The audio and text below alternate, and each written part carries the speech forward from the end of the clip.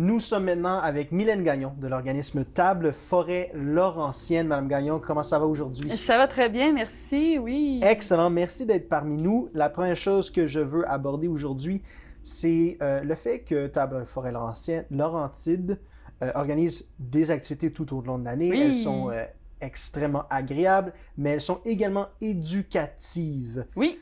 Il y en a une qui s'en vient cette semaine.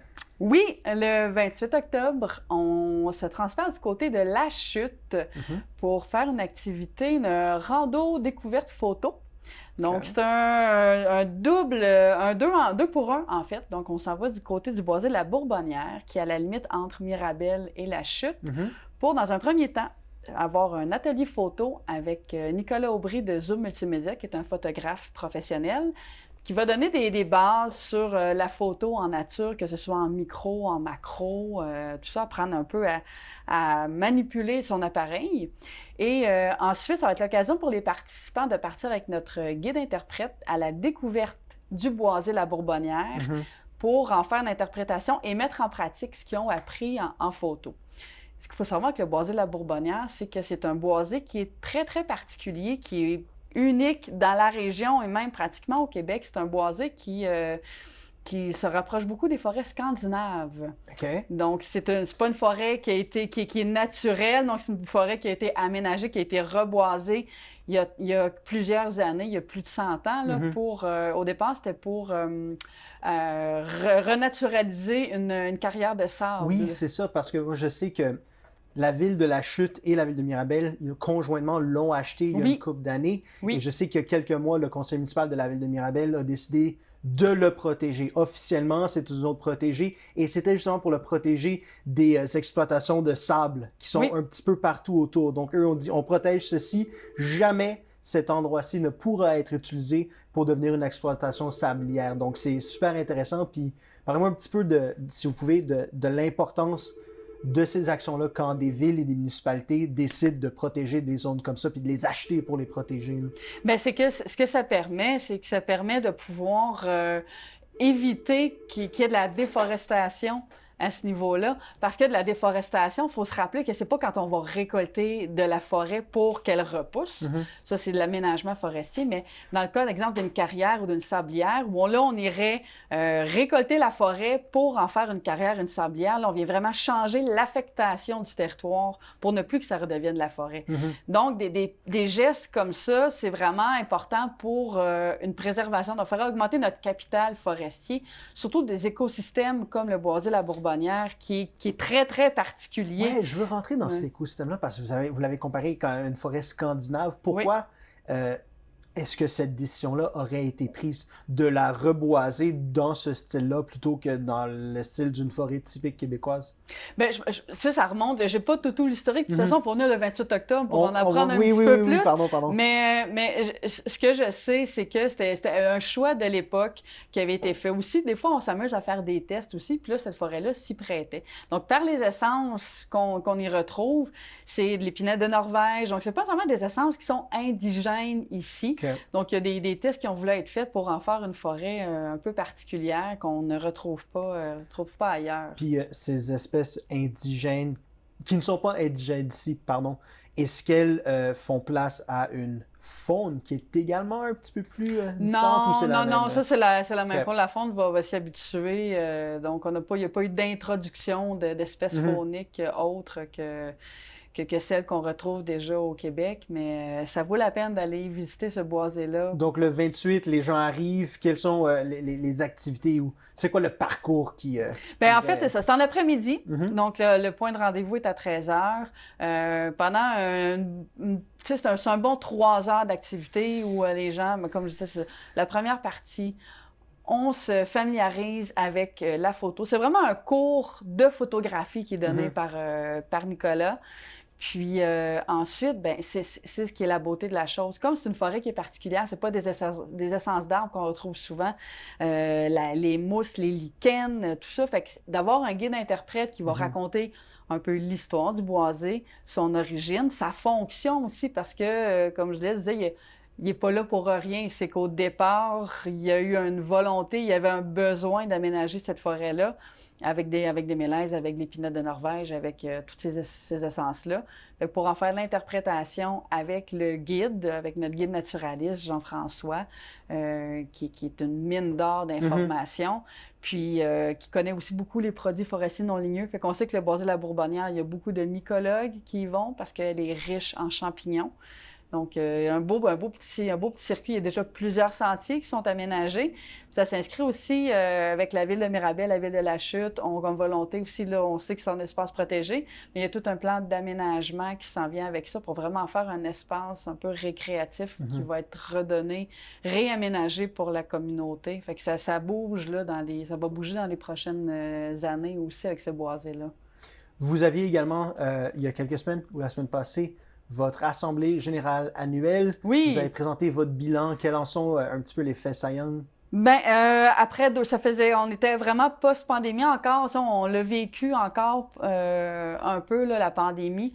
Après 2 ans, ça fait du bien dans la dernière année de retourner en présentiel, de retrouver un peu notre rythme de croisière. Fait que c'est ce qui est ressorti vraiment, là, de pouvoir parler de façon tangible du bois, des métiers forestiers. Dans les dernières années, on a travaillé fort pour développer notre présence, pour augmenter notre présence partout sur le territoire des Laurentides. C'est grand, les Laurentides, la forêt Laurentide couvre l'ensemble du territoire. Là, bien, on peut dire que c'est mission accomplie, on l'a vu dans les dernières années, parce qu'on a réussi à percer le milieu un peu plus urbain des Laurentides, donc un peu plus le sud, qui amène des activités et des notions un peu différentes. Comme Mirabel avec le boisé de la Bourbonnière, par exemple. Oui, exemple. Ou si on va du côté de Oka ou du côté de Blainville, tout ça, c'est de la forêt un peu plus urbaine, des boisés plus urbains. Fait que ça change un peu ce qu'on peut y faire. Sinon, ben, dans les gros faits saillants, ben, on a rencontré presque 3000 élèves en 1 an. Puis là-dessus, il faut penser qu'on est une équipe de 3 personnes. 2 animateurs et moi. Fait que presque 3000 élèves et enseignants en 1 an. Ça s'est réparti dans 29 écoles sur le territoire des Laurentides et on a couvert l'ensemble des MRC des Laurentides. Donc, on a vraiment une présence partout. Vraiment un peu partout. Puis ça, c'est les personnes qui ont été touchées directement en termes d'élèves. Là, ça, c'est juste le scolaire. Si on regarde au niveau tout le public qu'on a rencontré, c'est 8200 personnes qui ont été touchées directement par nos activités. Puis si on regarde encore plus de façon éloignée, là, c'est 183 000 personnes qui ont été touchées par nos activités dans la dernière année. Tout ça à 3 personnes. Quand on regarde ce qui se fait ailleurs... J'imagine que c'est une énorme augmentation par rapport aux années précédentes. Bien oui, c'est une augmentation, étant donné que là, on sait qu'on est post-pandémie. Puis je dirais qu'on est la plus petite organisation d'éducation forestière au Québec. On est 12 au Québec. On est la plus petite et on a les mêmes résultats que les plus grosses. Vous êtes la plus petite, par contre, vous êtes dans une des régions où il y a le plus de... Mais j'imagine que, comparativement à la MRC Antoine-Abel ou les MRC dans le Nord, on a beaucoup moins de régions boisées, mais comparativement aux milieux plus urbains comme Laval, Montréal, j'imagine qu'eux n'ont pas d'organisme de la sorte, ou est-ce qu'ils... Non, mais nous, on couvre l'ensemble de la région des Laurentides. En fait... Laval, c'est dans les Laurentides? Non, Laval, Laval, c'est une autre organisation. Pardon. Laval, Montréal, il y a une autre organisation, l'Estrie, tout ça, donc c'est réparti par région.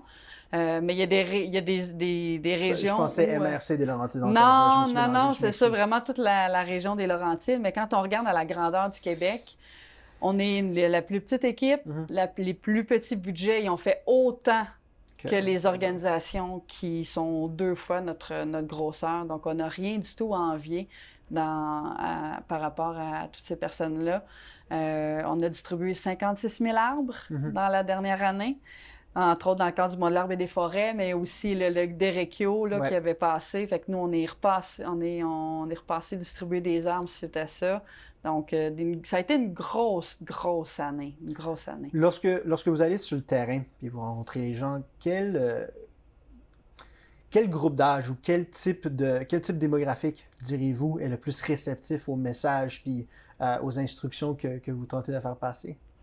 C'est sûr que la clientèle du primaire, c'est une clientèle qui est très, très réceptive de par leur émerveillement à la nature en partant. Donc, les activités, c'est des activités peut-être un peu plus de découverte. Sinon, au niveau du secondaire, ça répond bien aussi parce que on fait découvrir les métiers forestiers.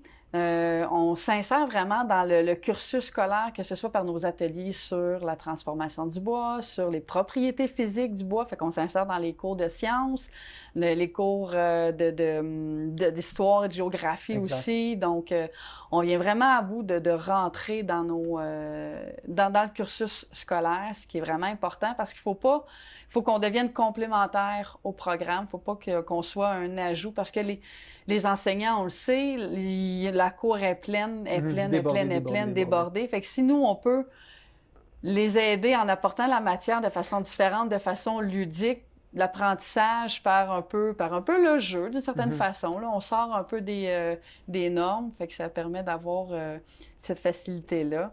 Puis sinon, ben tout ce qui est kiosque, distribution d'arbres, là, c'est là qu'on va les rejoindre vraiment la population grand public. Est-ce que 56 000 arbres distribués cette année? Est-ce que vous avez un chiffre que vous visez l'année prochaine ou ça va tourner autour de la même chose? Ça devrait tourner autour de la même chose parce que faut quand même qu'ils soient redistribués, ces arbres-là. Ouais.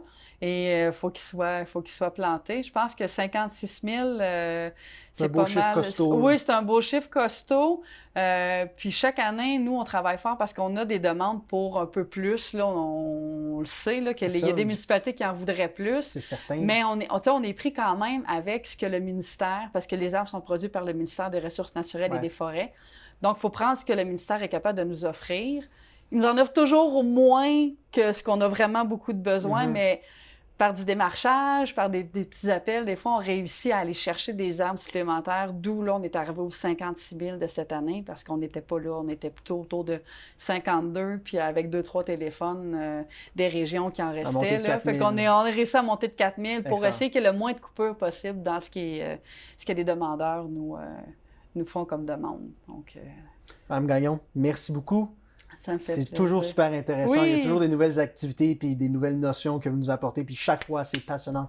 Je vous remercie beaucoup, beaucoup. Puis je vous souhaite à la prochaine fois. Pardon. Oui, merci. Merci à vous.